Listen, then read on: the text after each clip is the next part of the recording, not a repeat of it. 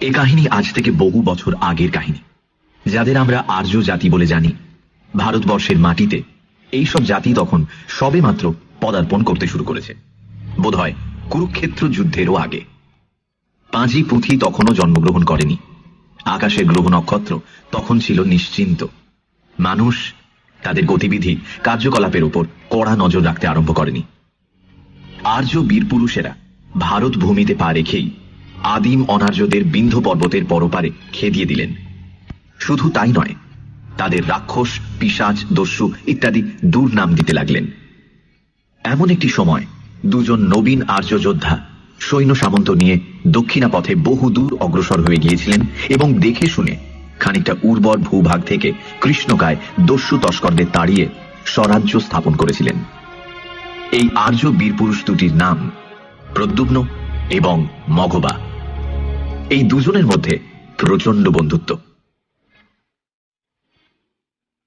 আজকাল বন্ধুত্ব বিষয়টার তেমন তেজ নেই। ইয়ার্কি মারবার জন্য বন্ধুকে প্রয়োজন হয়। সেকালে দস্যু ও রাক্ষস দ্বারা পরিবেষ্টিত হয়ে বন্ধুত্ব পুরো মাত্রায় ফুটে উঠবার অবকাশ পেত। দুই বন্ধুর যৌথ বাহুবলে রাজ্য স্থাপিত হল, কিন্তু প্রশ্ন উঠল, রাজা হবে কে? প্রদ্যুম্ন বললেন, মঘবা, তুই রাজা হ, আমি সেনাপতি হব। মঘবা বললেন, তুই রাজা হ, আমি সেনাপতি। অতএব সমস্যার সমাধান হল না। বন্ধুকে বঞ্চিত করে রাজা হবার জন্য কেউই আগ্রহী নয়। এদিকে সবে পাওয়া রাজ্যটি এতই ছোট যে ভাগাভাগি করতে গেলে প্রায় কিছুই থাকে না। প্রজা ভাগাভাগি করলেও শক্তি ক্ষয় অনিবার্য। চারিদিকে শত্রুরা ওত পেতে আছে। দুই বন্ধু বড়ই চিন্তিত হয়ে পড়লেন। একদিন রাতে আকাশে গোলাকৃতি চাঁদ, অর্থাৎ পূর্ণিমার রাত। পাথর দিয়ে তৈরি উঁচু দুর্গের চূড়ায় দুই বন্ধু ভুরু কুঁচকে বসেছিলেন। দুর্গটা অবশ্য বিতাড়িত অনার্য দস্যুদের দ্বারা নির্মিত। আর্যেরা আদৌ দুর্গ নির্মাণ করতে জানতেন না। রামচন্দ্র লঙ্কায় রাবণের দুর্গ দেখে একেবারে নির্বাক হয়ে গিয়েছিলেন। মঘবা তাঁর কটা দাড়ির মধ্যে ঘন ঘন আঙুল চালাতে চালাতে খোলা ছাদে পায়চারি করছিলেন। প্রকাণ্ড সন্ডামার্কা চেহারা, নীল চোখ, মুগুরের মতো শক্ত ও নিরেট দেহ। চিন্তা করার অভ্যেস তাঁর বিশেষ ছিল না, তাই দুশ্চিন্তা মাথায় এলেই তিনি নিজের দাড়ি ধরে টানাটানি করতেন। প্রদ্যুম্নের চেহারাখানা মঘবার তুলনায় ছোট, কিন্তু ততোধিক নিরেট আর শক্ত। মাথায় সোনালি চুল, চোখের মণি গাঢ় নীল, দাড়ি নেই। গলা চুলগত বলে তিনি তরোয়ালের ডগাটা দিয়ে দাড়ি কামিয়ে ফেলতেন। কেবল একজোড়া সূক্ষ্ম গোঁফ ছিল। এই গোঁফে আঙুল বোলাতে বোলাতে প্রদ্যুম্ন পাঁচিলে ঠেস দিয়ে চাঁদের দিকে ভুরু কুঁচকে বসেছিলেন। চাঁদ কিন্তু হাসছিল। তার যে গুরুতর বিপদ আসন্ন হয়েছে, পঞ্জিকা না থাকায় সে তার পূর্বাভাস পায়নি। হঠাৎ মঘবা বললেন, একটা মতলব মাথায় এসেছে। প্রদ্যুম্ন, আয় পাঞ্জা লড়ি। যে হারবে তাকেই রাজা হতে হবে। প্রদ্যুম্ন গোঁফের আড়ালে হালকা হেসে বললেন, জোচ্চুরির মতলব। গত যুদ্ধে আমার কবজিটা মুচকে গেছে, সেটা জানিস না? ব্যর্থ হয়ে মঘবা আবার দাড়ি টানতে লাগলেন। শেষে বললেন, দুজনে রাজা হলে দোষ কি? দুজনে রাজা হলে কে কার হুকুম মানবে, আর কেই বা প্রজাদের হুকুম দেবে? তাও বটে। তবে দুজনে রাজা হওয়া যায় পরপর। সে কিরকম? তুই কিছুদিন রাজা হলি, আমি সেনাপতি, তারপর আমি রাজা হলাম, এই আর কি। মঘবা ভেবে বললেন, মন্দ কথা নয়। একদিন তুই রাজা, একদিন আমি। অত তাড়াতাড়ি রাজা বদল করলে গন্ডগোল বাঁধবে। গন্ডগোল কিসের? মনে কর আমি রাজা হয়ে তোকে হুকুম দিলাম, সেনাপতি, শুনেছি দক্ষিণে লম্বোদর নামক রাক্ষসদের রাজ্যে রসালো নামক এক প্রকার অতি সুন্দর ফল পাওয়া যায়। তুমি দ্রুত গিয়ে ওই ফল আহরণ করে আনো, আমার খাবার ইচ্ছে হয়েছে। তুই ফল নিয়ে ফিরতে দিন কাবার হয়ে গেল। এর মধ্যে তুই রাজা হলি, আমি সেনাপতি হয়ে গেলাম। তখন কে ফল খাবে? ও তাই তো, বড় ফ্যাসাদ দেখছি। মনে রাখতে হবে, আর্যগণ তখনও স্থির হয়ে বসে জ্ঞান বিজ্ঞানের গবেষণা আরম্ভ করেননি। দু একজন ঋষি হঠাৎ হঠাৎ এক আধটা সূত্র উচ্চারণ করে ফেলতেন, এই পর্যন্ত। শীত, গ্রীষ্ম, বর্ষা এইরকম ঋতু পরিবর্তনের কথা মোটামুটি জানা থাকলেও সময়কে সপ্তাহ, মাস, বছরে বিভাজিত করবার বুদ্ধি তখনও কারুর মাথায় গজায়নি। সুতরাং প্রদ্যুম্ন ও মঘবা বড়ই ফাঁপড়ে পড়ে গেলেন। ওদিকে আকাশে চাঁদও ফাঁপড়ে পড়েছিল। প্রদ্যুম্ন তার দিকে ভ্রুকুটি করবার জন্য চোখ তুলেই সবিস্ময় বলে উঠলেন, আরে আরে আরে কি? মঘবাও আকাশের দিকে তাকালেন। দেখলেন আকাশ নির্মেঘ, কিন্তু চাঁদের শুভ্র মুখের ওপর ধূসর ছায়া পড়েছে। করাল ছায়া ধীরে ধীরে চাঁদকে গ্রাস করবার উপক্রম করেছে। দুই বন্ধুর মনে উত্তেজনার উৎপত্তি হল। ব্যাপারটা আগে কয়েকবার দেখা থাকলেও সম্পূর্ণ স্বাভাবিক একটা প্রাকৃতিক ঘটনা হিসেবে সাব্যস্ত হয়নি ততদিনে। ভূমিকম্পের মতো অপ্রত্যাশিত একটা মহা দুর্যোগ বলেই বিবেচিত হতো।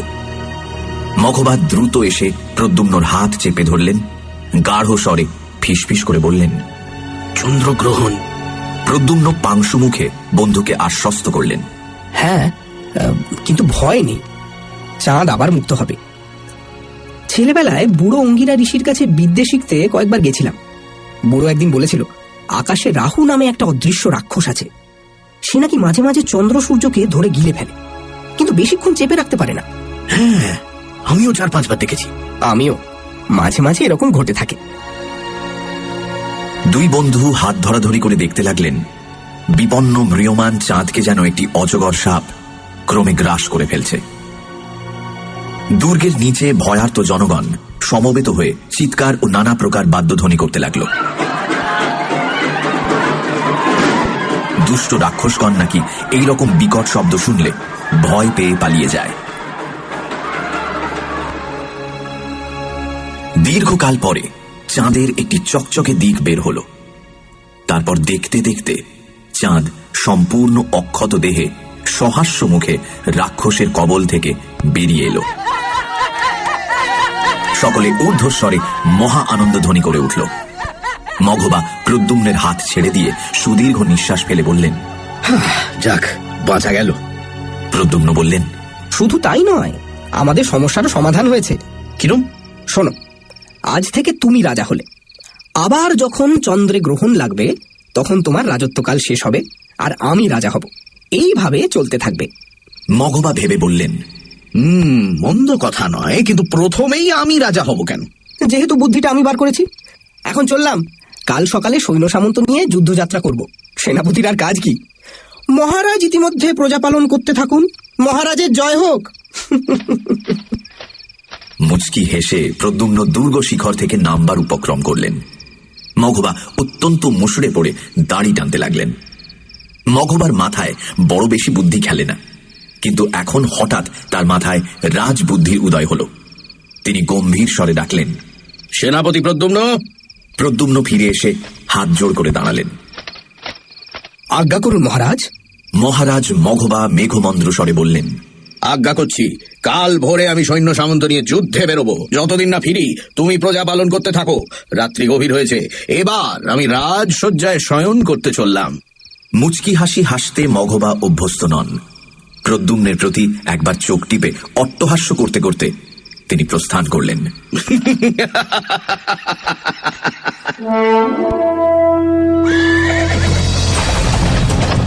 মহারাজ মঘবা মহানন্দে অর্ধেক সৈন্য নিয়ে যুদ্ধ করতে চলে গেলেন। রাজ্যের দক্ষিণ সীমান্তে কোদণ্ড নামে এক অনার্য জাতি আছে, উদ্দেশ্য তাদের উৎপীড়ন করা। আধুনিক গণনায় যে সময়টাকে 3 মাস বলা চলে, অনুমান ততদিন পরে মঘবা যুদ্ধযাত্রা সেরে ফিরে এলেন। তার কটা চুল রুক্ষ, দেহে পশু চর্মের আবরণ ছিন্ন ভিন্ন, কিন্তু মুখে পরিতৃপ্ত বাসনার হাসি। এসেই তিনি মজা করে প্রদ্যুম্নের পিঠে প্রচন্ড জোরে আঘাত করলেন। বললেন, কিরে, কেমন আছিস? তারপর দুই বন্ধু নিবিড়ভাবে আলিঙ্গনবদ্ধ হলেন। প্রদ্যুম্ন বললেন, মহারাজের জয় হোক। আর্যের সমস্ত সংবাদ শুভ।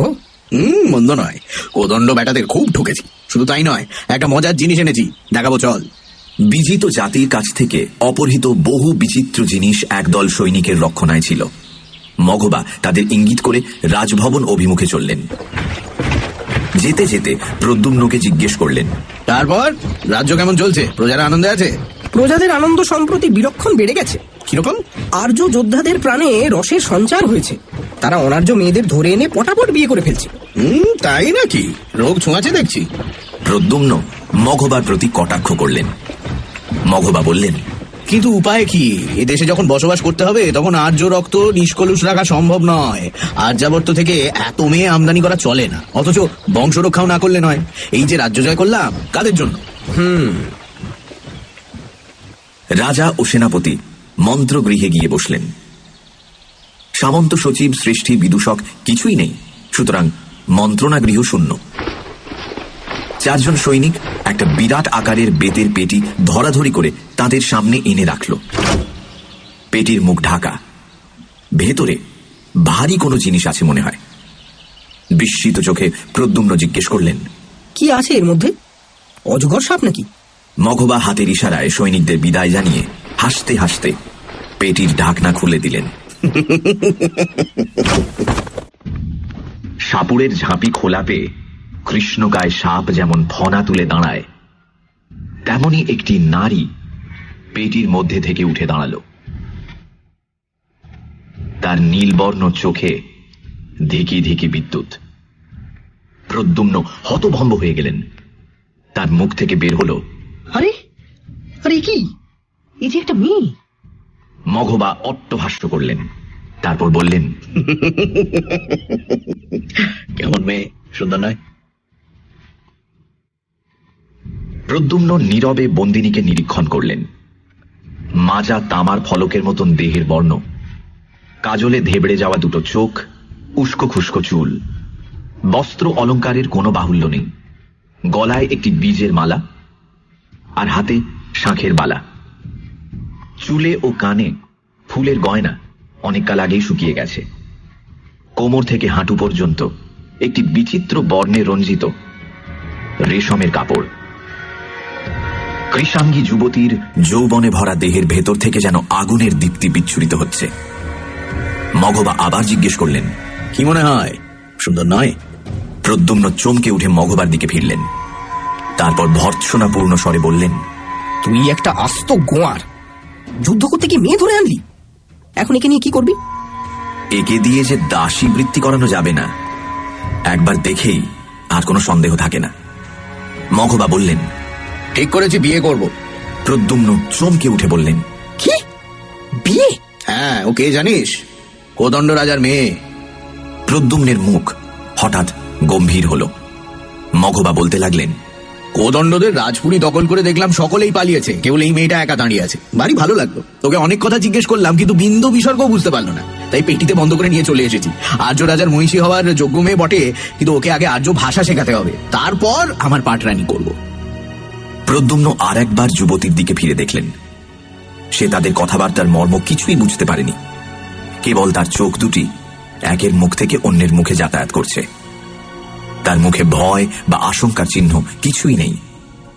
আছে কেবল এই বর্বরদের কার্যকলাপ সম্বন্ধে ঘৃণাপূর্ণ জিজ্ঞাসা। ভুরু কুঁচকে প্রদ্যুম্ন মঘবার দিকে ফিরলেন। অন্যায় করেছ মঘবা। হাজার হোক রাজার মেয়ে, তাকে এভাবে ধরে আনা মোটেই আর্য শিষ্টতা হয়নি। বিয়ে করবার জন্য কন্যা হরণ করলে সেটা আর্য শিষ্টতার লঙ্ঘন হয় না। হয়। অরক্ষিতা মেয়েকে ধরে আনা চোরের কাজ।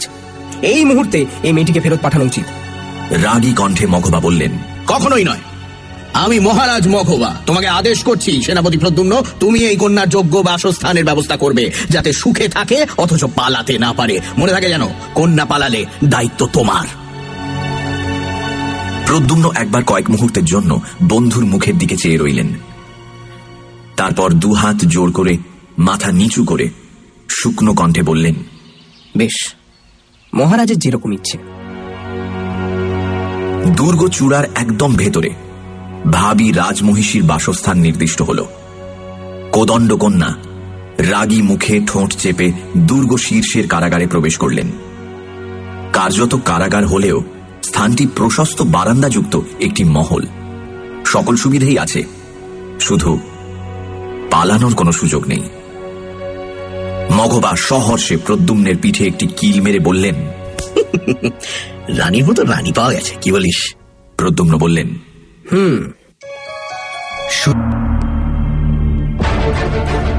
পরদিন প্রাতঃকালে কিন্তু গুরুতর সংবাদ এলো। কোদণ্ড দেশ থেকে সদ্য প্রত্যাগত নিরতিশয় নির্জীব একটি ভাঙা শরীরের দূত জানালো যে রাজকন্যা হরণের কথা জানতে পেরে পলাতক কোদণ্ড জাতি আবার কাতারে কাতারে ফিরে এসেছে এবং একেবারে ক্ষেপে গিয়েছে। মঘবা যে অল্প সংখ্যক আর্য সেনাকে পাহারা দেওয়ার জন্য ছেড়ে এসেছিল, শত্রুর অতর্কিত ক্ষিপ্র আক্রমণে তারা প্রত্যেকেই কচুকাটা হয়েছে। কেবল এই দূত কোনোভাবে প্রাণে বেঁচে ফিরে এসেছে। পরিস্থিতি অত্যন্ত ভয়াবহ। শুনে প্রদ্যুম্ন চঞ্চল হয়ে উঠলেন। মহারাজ, অনুমতি দিন, শ্যালকদের ঢিট করে আসি। মঘবা কিন্তু রাজি হলেন না, উল্টে বললেন, তা হয় না, ঢিট করতে হলে আমিই করব। সৈন্য সাজিয়ে আবার মঘবা বের হলেন। কিছু দূর গিয়ে ফিরে এসে প্রদ্যুম্নকে বললেন, ইতিমধ্যে মেয়েটাকে তুই আর্য ভাষা শেখাস। মনের ক্ষুব্ধতা গোপন করে প্রদ্যুম্ন বললেন, আচ্ছা।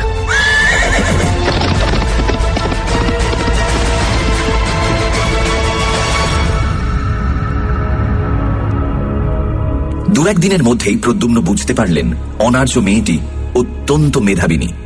এক সপ্তাহের মধ্যেই সে ভাঙা ভাঙা কথা বলতে আরম্ভ করল। তার নাম এলা। অনার্য নাম বটে, কিন্তু শুনতে ও বলতে ভারী মিষ্টি। প্রদ্যুম্ন কয়েকবার উচ্চারণ করলেন, এলা। বাহ, বেশ তো, এলা। কথা বলতে শিখেই এলা প্রথম প্রশ্ন করল, ও লোকটা কে যে আমাকে ধরে এনেছে? প্রদ্যুম্ন বললেন, আমার বন্ধু।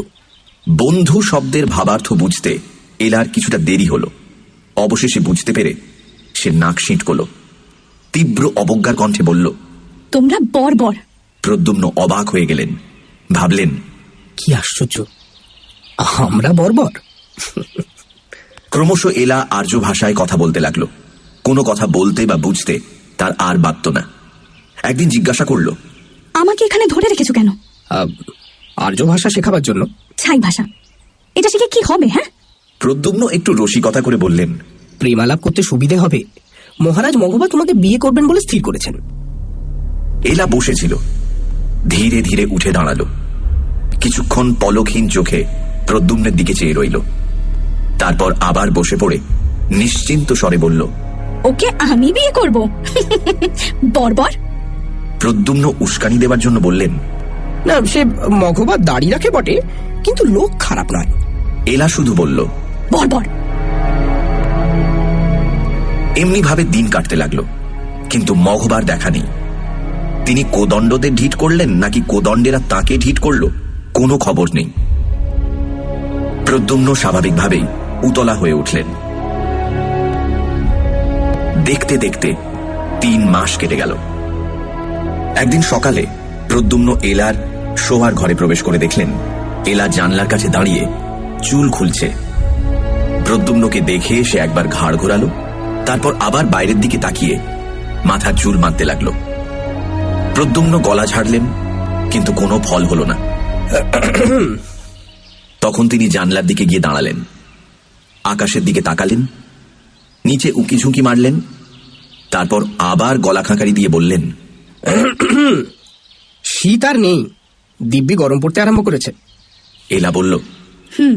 উৎসাহ পেয়ে প্রদ্যুম্ন বললেন, আজকাল দক্ষিণ থেকে যে হাওয়া বইছে তাকেই বুঝি তোমরা মলয় সমীরণ বলে থাকো? আচ্ছা, না, আর্য দেশে এ হাওয়া নেই। এলা তার দিকে গম্ভীর চোখে প্রশ্ন করল, দুদিন আসা হয়নি কেন? ব্যস্ত ছিলাম। তোমার তো আর আর্য ভাষা শেখার প্রয়োজন নেই, যা শিখেছো তাতেই তো আমাদের সকলের কান কেটে নিতে পারো। কিছুক্ষণ কোনো কথা হলো না। এলা চোখ নামিয়ে বেনি বাঁধতে লাগল। শেষে প্রদ্যুম্ন আগের কথার জের টেনে বলতে লাগলেন, মঘবা এসে পড়লে বাঁচা যায়, অনেকদিন হয়ে গেল, এখনো তার কোনো খবর নেই, চিন্তা হচ্ছে। এলা তিলমাত্র সহানুভূতি না দেখিয়ে নির্দয় ভাবে হেসে বলল, তোমার মঘবা আর ফিরবে না। আমার স্বজাতিরা তাকে শেষ করেছে। শোনো, মঘবাকে শেষ করতে পারে এমন মানুষ দাক্ষিণাত্যে নেই, সে মহাবীর। তাচ্ছিল্য ভরে এলা বলল, বর্বর। আরো বেশি রেগে গিয়ে প্রদ্যুম্ন বললেন, ওই বর্বরকেই তোমাকে বিয়ে করতে হবে। তাই নাকি? আমার ইচ্ছার বিরুদ্ধে? তুমি তো বন্দিনী, তোমার আবার ইচ্ছে কি? প্রত্যেকটি শব্দ কেটে কেটে এলা উত্তর দিল, আমার ইচ্ছার বিরুদ্ধে আমাকে বিয়ে করতে পারে এমন পুরুষ তোমাদের আর্যাবর্তে জন্মায়নি। এই বীজের মালা দেখেছো? একটি বীজ দাঁতে চেবাতে যেটুকু দেরি, আর আমাকে কেউ পাবে না। কি সর্বনাশ! বিষ? দাও দাও দাও, শিগগিরই মালাটা আমায় দাও। এলা দূরে সরে গিয়ে বলল, এতদিন তোমরা আমাকে বন্দিনী ভেবেছ, আমি অসহায় ভেবেছ, তোমাদের খেলার পুতুল, তাই না? যখন ইচ্ছে আমি মুক্তি নিতে পারি। প্রদ্যুম্ন বোকার মতো তাকিয়ে থেকে বললেন, তবে তবে নাওনি কেন? এলা খানিকটা চুপ করে রইল। তারপর গর্বিত স্বরে বলল, সে আমার ইচ্ছে। এই সময় জানলার বাইরে দূর উপত্যকায় শঙ্খের গভীর শব্দ শোনা গেল। চমকে উঠে প্রদ্যুম্ন সেদিকে তাকালেন। সীমান্তের বনের ভেতর থেকে ধ্বজা উড়িয়ে আর্য সেনা ফিরে আসছে। কপালের উপর হাত রেখে প্রদ্যুম্ন সেদিকে চেয়ে রইলেন। তারপর গভীর নিঃশ্বাস ফেলে বললেন, যাক, বাঁচা গেল, মঘবা ফিরেছে। আমিও বাঁচলাম, মুক্তির আর দেরি নেই। প্রদ্যুম্ন আচমকা ফিরে দাঁড়ালেন। এলা তেমনি দাঁড়িয়ে বেনি বাঁধছে, তার মুখে সূচিবিদ্ধ মৃত প্রজাপতির মতো এক ফালি হাসি। প্রদ্যুম্ন তার কাছে ফিরে গিয়ে অনুনয়ের কণ্ঠে বললেন, এলা এলা ছেলে মানুষই করো না। দেখো, মঘবাকে বুঝতে সময় লাগে, বিয়ের পর তুমি বুঝতে পারবে তার মতো মানুষ হয় না। আমি আমি মিনতি করছি তোমার কাছে, ঝোঁকের মাথায় হঠাৎ কিছু একটা করে বসো না। হঠাৎ কোনো কাজ করা আমার অভ্যেস নয়। আমি কোদণ্ড কন্যা, বর্বর নই। মঘবা যদি গায়ের জোরে আমাকে বিয়ে করার চেষ্টা করে, বিয়ের সভায় আমি মুক্তি নেব।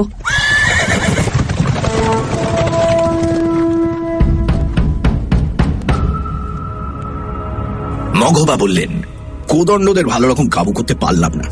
খেপে গেলে ব্যাটারা ভীষণ লড়ে। যাই হোক, শেষ পর্যন্ত সন্ধি করেছি। প্রদ্যুম্ন প্রশ্ন করলেন, সন্ধির শর্ত কি?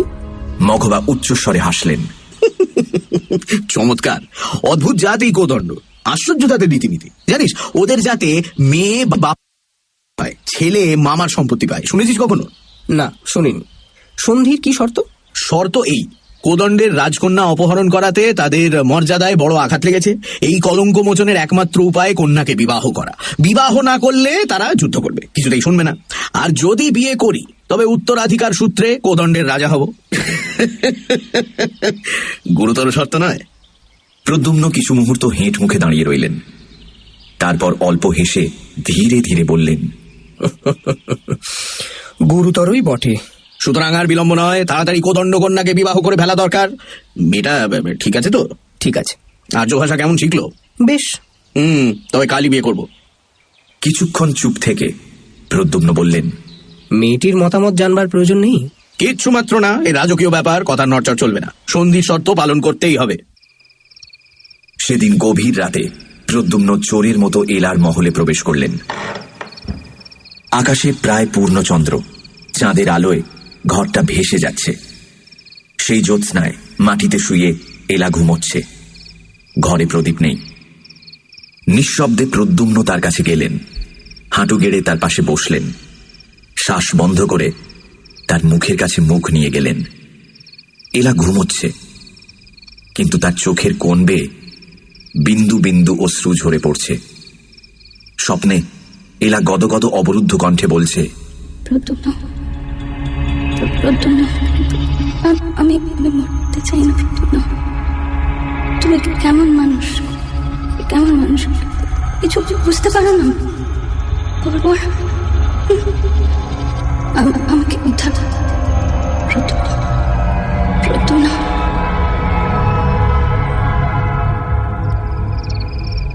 যে কাজ করতে এসেছিলেন তা আর করা হল না। বীজের মালা এলার কণ্ঠেই রয়ে গেল। প্রদ্যুম্ন চোরের মতো নিঃশব্দে ফিরে গেলেন। পরদিন সূর্যাস্তের সঙ্গে সঙ্গে পূব আকাশে চাঁদ উঠল। মঘবা রাতের জন্য প্রতীক্ষা করছিলেন। বললেন, প্রদ্যুম্ন, এবার বিয়ের আয়োজন করো। রাজভবনের সামনে উন্মুক্ত প্রাঙ্গণে ধুনির মতো অগ্নি জ্বলে উঠল।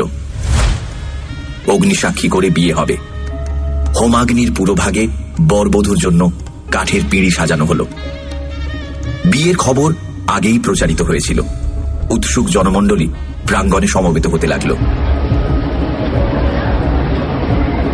হাত দুটো বুকের কাছে জড়ো করে প্রদ্যুম্ন এক দৃষ্টিতে আগুনের দিকে তাকিয়ে আছেন।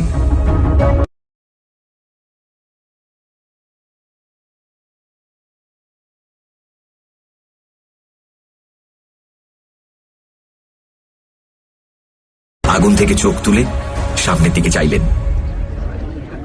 সামনেই চাঁদ গাছের ডালপালার আড়াল ছেড়ে এইমাত্র উঁচুতে উঠেছে। প্রদ্যুম্ন সেই দিকে তাকিয়ে রইলেন। মঘবা বললেন, রাত হয়েছে, বিয়ের সময় উপস্থিত, তুই এবার গিয়ে বধূকে নিয়ে আয়। প্রদ্যুম্ন ধীরে ধীরে মঘবার দিকে ফিরলেন। গম্ভীর কণ্ঠে বললেন, সেনাপতি মঘবা। মঘবা ভ্যাবা চাকা খেয়ে গেলেন। রাজা হওয়ার অভ্যেস তার প্রাণে এমনই বসে গিয়েছিল যে প্রথমটা কিছুই বুঝতে পারলেন না। তারপর প্রদ্যুম্নের দৃষ্টি অনুসরণ করতেই চাঁদের দিকে চোখ পড়ল। আকাশ নির্মেঘ, কিন্তু চাঁদের শুভ্র মুখের ওপর ধূম্রবর্ণ ছায়া পড়েছে। কালো ছায়া ধীরে ধীরে চাঁদকে গ্রাস করবার উপক্রম করছে। প্রদ্যুম্ন বললেন, সেনাপতি মঘবা, আমি বধূকে আনতে যাচ্ছি। সন্ধির শর্ত রক্ষার জন্য আমিই তাকে বিয়ে করব। ইতিমধ্যে তুমি প্রজাদের ব্যাপারটা বুঝিয়ে দাও। মঘবা কিছুক্ষণ স্তম্ভের মতো নিশ্চল হয়ে রইলেন। তারপর তার প্রচন্ড অট্টহাস্যে আকাশ বিদীর্ণ হয়ে গেল।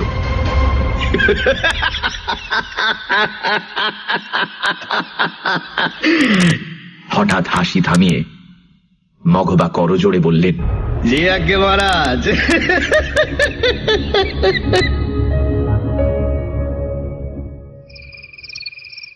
এলা জানলার ধারে বসেছিল। ঘরে প্রদ্যুম্ন প্রবেশ করতেই এলা উঠে দাঁড়ালো। আমাকে নিতে এসেছো?